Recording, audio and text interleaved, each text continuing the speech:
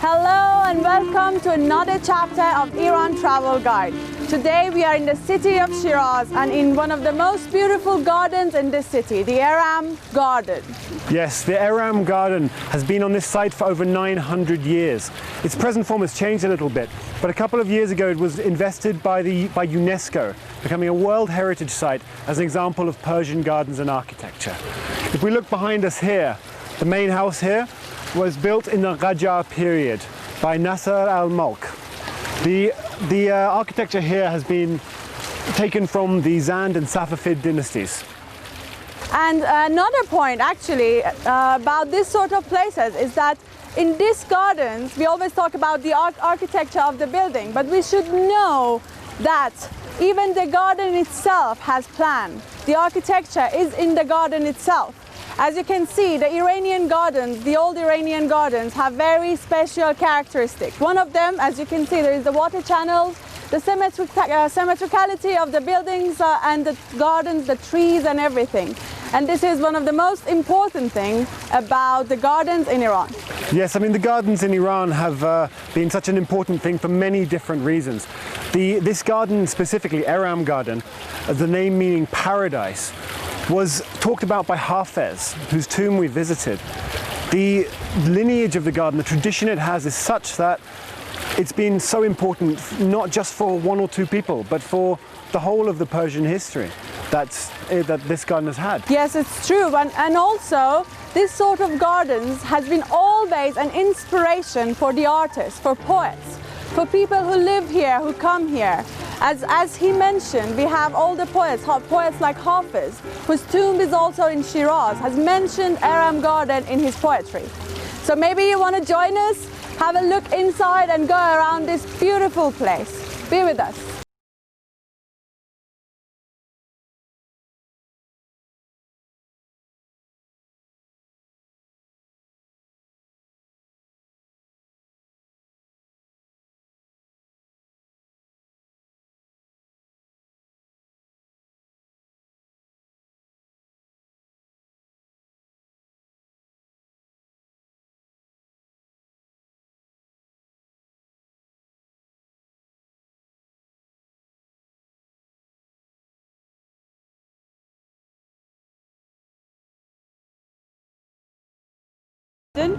And trying to find that very old tree, but this garden is really big, so it's not easy to find it. No. So there's a map here. We're gonna get a help from the map. And hopefully give you an idea of what other things there are on offer in the garden here too.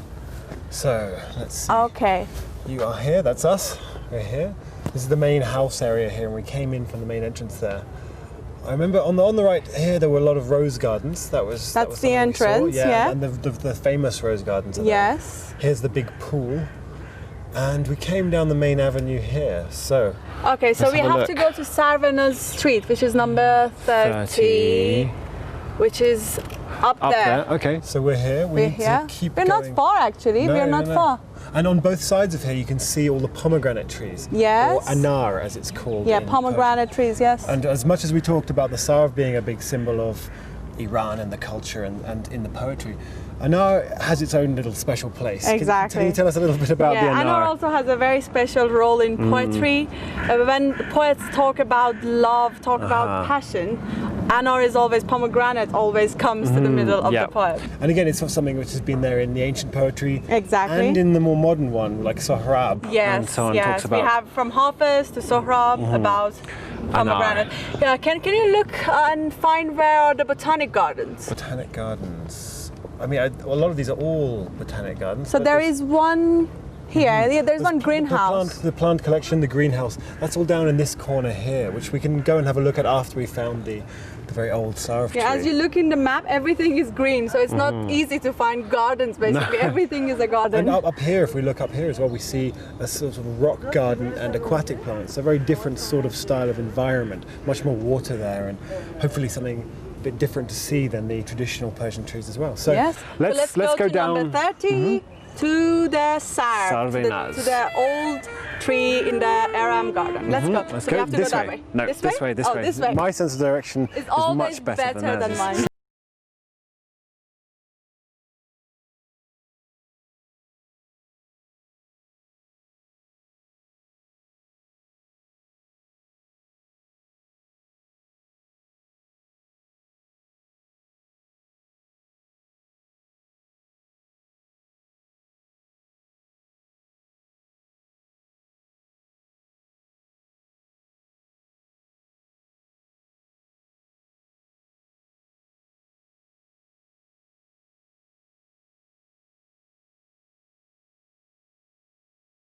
Around this garden for a little while, getting a bit lost, but that's no problem because it's so enjoyable and so beautiful in the shaded avenues. But we finally found it, the very old sarv tree or cypress tree. And you see how big it is. I feel very small, actually. I feel really small standing next to it. Yeah, it's towering above us here. It's majestic and beautiful in a lot of different ways. And when you get closer to the tree, you can see how old it is. The skin looks bark, so old. yeah. The barks look so old. And that is when you understand how many histories, how many kings, how many people have come and gone. And this tree has been standing here strong. You can look at its roots, and the roots just seem to flow like water outwards from under it. It's been shaped in ways that we can barely imagine as humans, that sort of time scale. But let's go have a closer look at it here. We're gonna go have a close look at it. You should also come and have a look.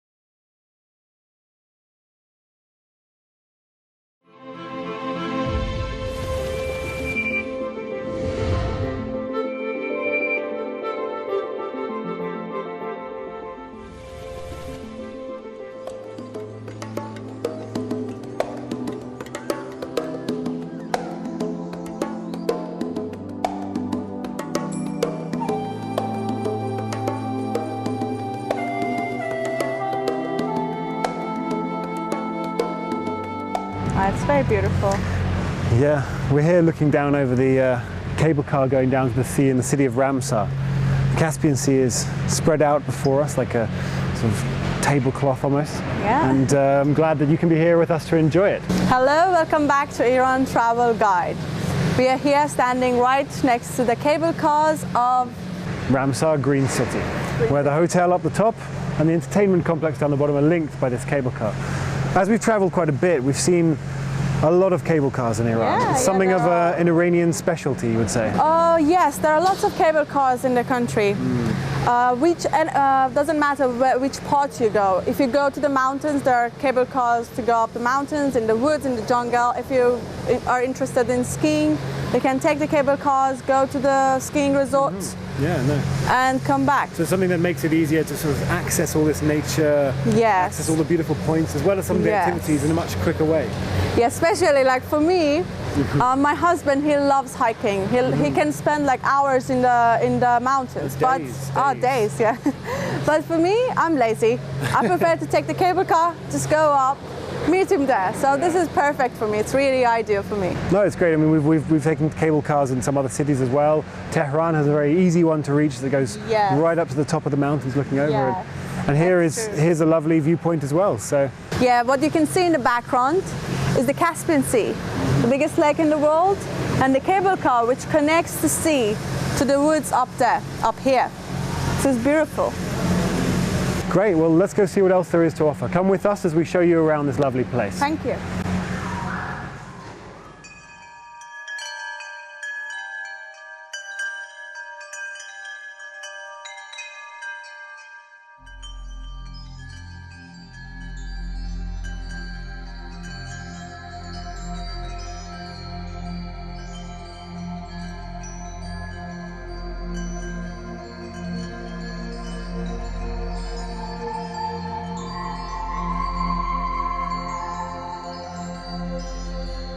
Hi, welcome back to Iran Travel Guide. We are here today in the city of Ramsar, sitting with my husband, Stuart Dennison, and of course Mr. Saburi, who is a receptionist in the lovely hotel in the woods, on top of the woods of Ramsar, which is called the Green Roof.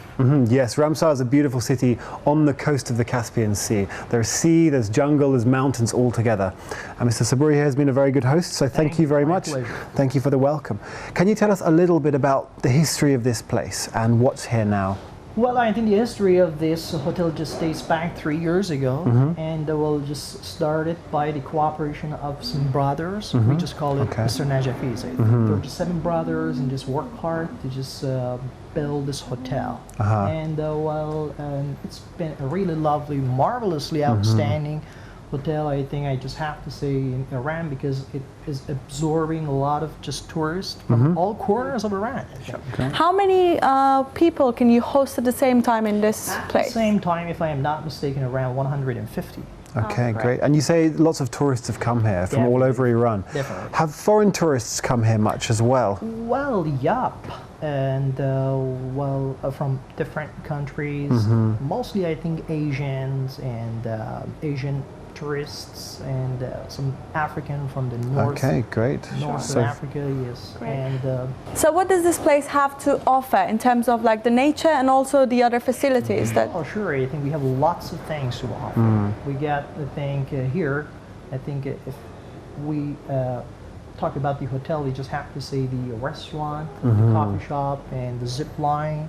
And we got the really nice bird's eye view from the top of the hotel. Yes, I saw that. Yeah, I think you can have a great time out there on top of the hotel, and you shouldn't really miss it, I think. Very good. No, we've had a look around and we've seen some of the things it has to offer, and it's been very, very nice so far.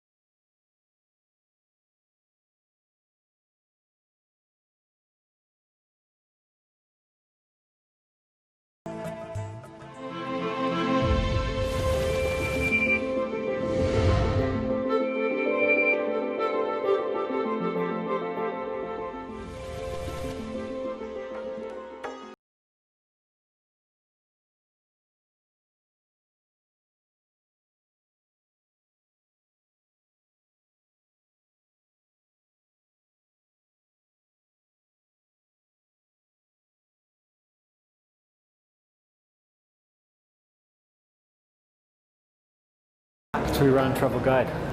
We're here in a restaurant in the city of Mashhad, looking at some of the dishes available that you can try on your trip here.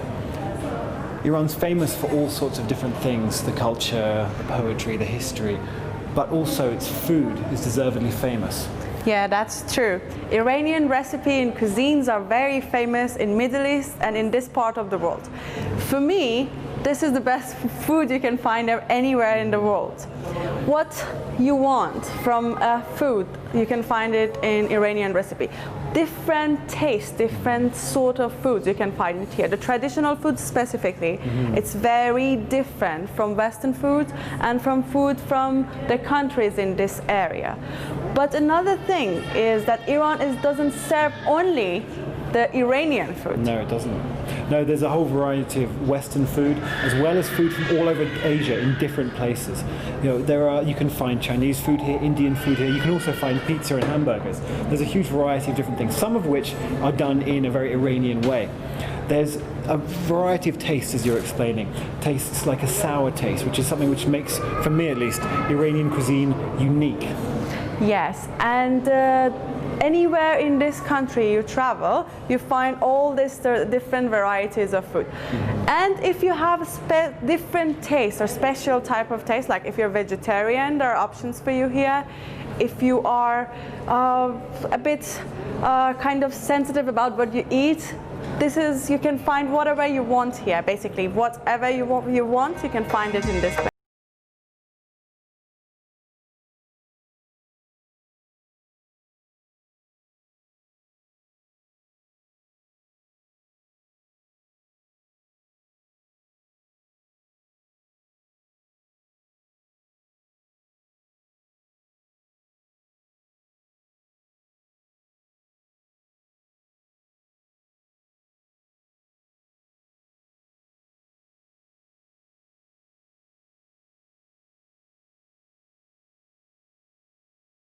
Range of different things. I mean, Iran has two seas, one in the north, the Caspian Sea, and one in the south, the Persian Gulf, both of which provide their own different range of seafoods. So wherever you are in the country, whether you're down south in Bandar Abbas or in Shiraz, you can find the fish from the sea there. Likewise, if you're in the north or in Tehran, you can find all different fish from there, including freshwater fish like trout.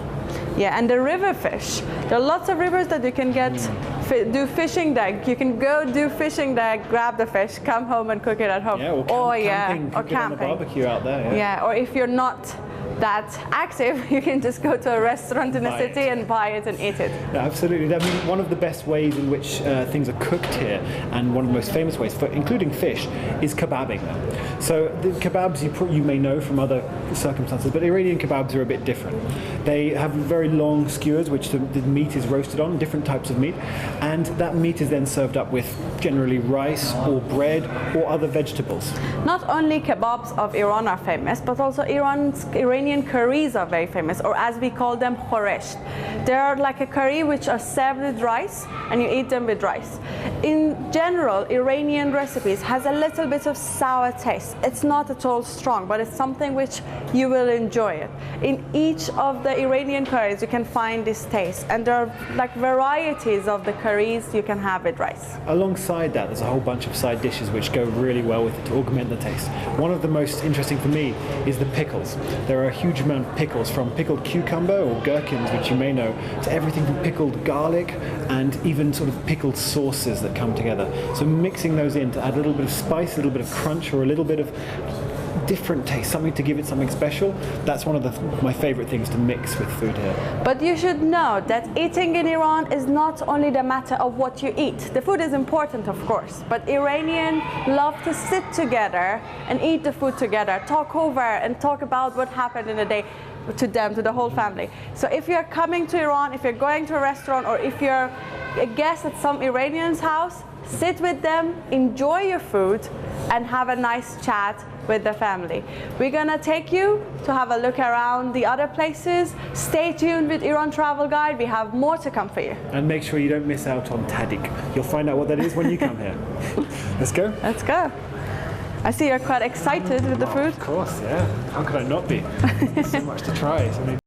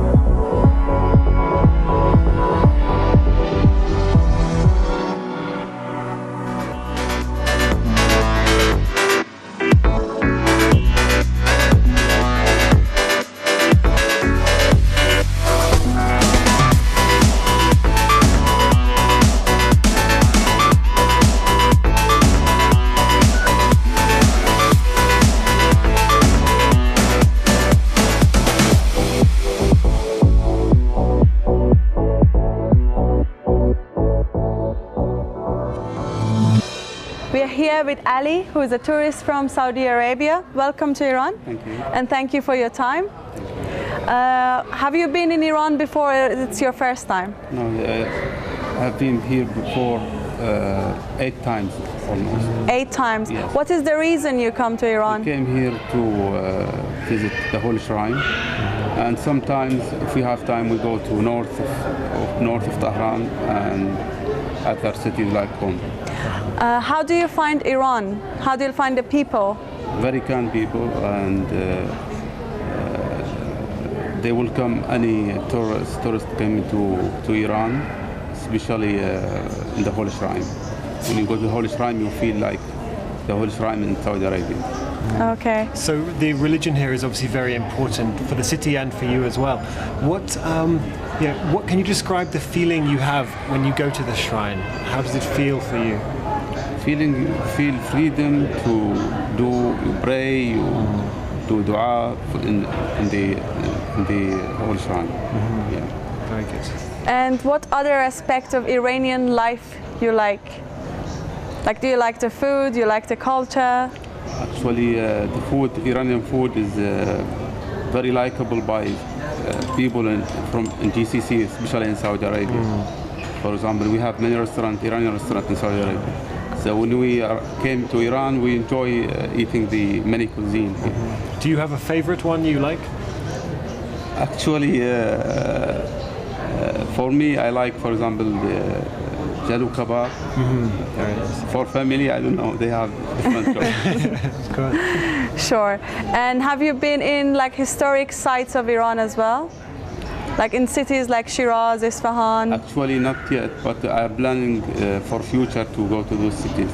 Okay, sure. And you travel here with your family? Yes, we came with family as pilgrim to go to Holy Shrine, Imam Musa Ali. How do you find it as a family? Is it difficult having a whole family, or are there good facilities for tourists here? That's good facilities. I mean, you can manage it easily, and it's not difficult. And we have many choices here to stay, for example, in high 5-star hotel, or you can stay even in 3-star hotel. Okay.